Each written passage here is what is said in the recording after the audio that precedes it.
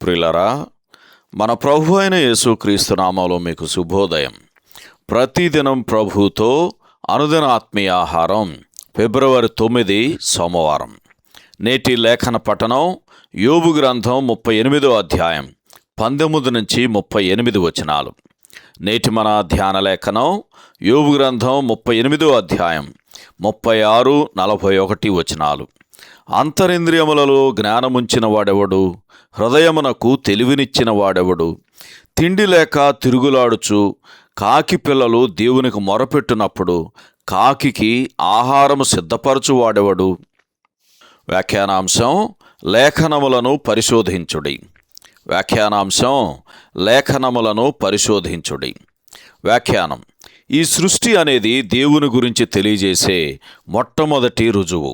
కావున ఏ భేదము లేకుండా ప్రతి మనిషి తన జ్ఞానమును ఉపయోగించి ఆయన అదృశ్య లక్షణములను అనగా ఆయన నిత్యశక్తియు దేవత్వము గురించి ఆలోచించుట విషయములో బాధ్యత కలిగి ఉన్నాడు.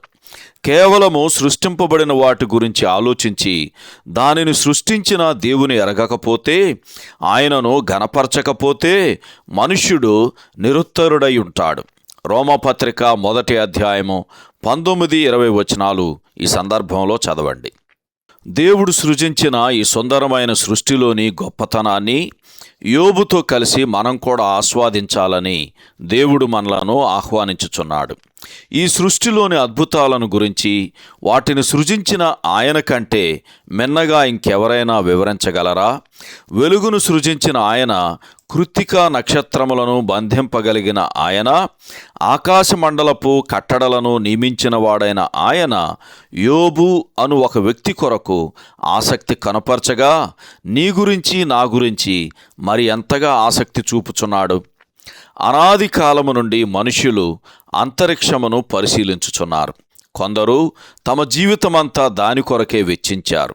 మరి లేఖనాలను పరిశోధించటానికి మన జీవితమంతా వెచ్చించటం ఇంకెంతో ప్రాముఖ్యం కాదా?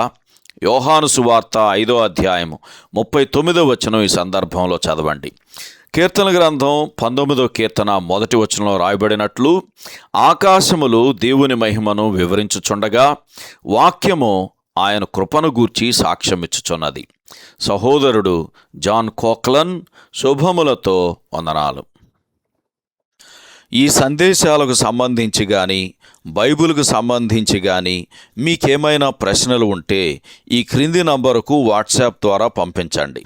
మీ ఆత్మీయ క్షేమాభివృద్ధి కోసం అనుభవజ్ఞుల ద్వారా జవాబులు అందించబడతాయి.